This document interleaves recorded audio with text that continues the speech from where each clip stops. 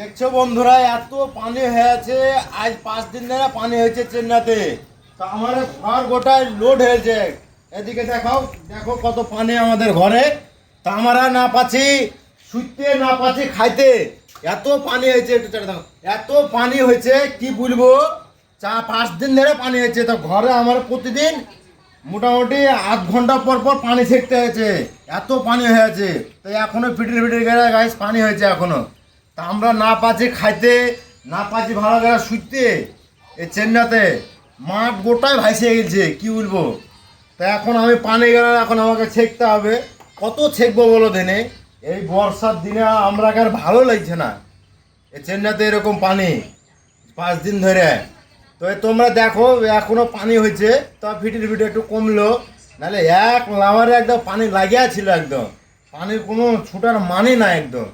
তো এখন আমি পানি গেলে ছেঁকে দিই। কী করবো, এত পানি দিয়ে থালিতে থাকার জায়গা নাই। তোমরা বলবে কি থালিতে কেন ছেঁকছে, তা আর কী করবো গায়ে বলো। থালিতে ছাড়া আর কোনো উপায় নাই। এই থালিতে ভাত খাচ্ছি, এই থালি দিয়ে ছেঁকছি, কী করবো। বাঁচতে তো হবে না, এইভাবেই থাকবো। তোমরাই বলো। তাই আমি না ভাবে আমি এখন আমি ছেঁকছি, কী করবো। ছেঁকতে হবে পানি গেলাম, এত পানি কী করবো, একদম লোড হয়ে গেছে। তো এদিকে তাকা, এদিকে এদিকে এদিকে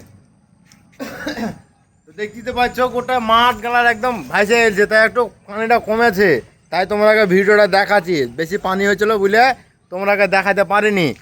তাই তাই হালকা হালকা পানি, তাই ওই দেখাইলাম। তো এই তো পানিতে তোমরা কি বুঝছো, এত দূর পানি ছিল। তা আমি একটু এলেবেলা পানি হয়েছিল, তা পানিটা ওটা ছেঁকলাম।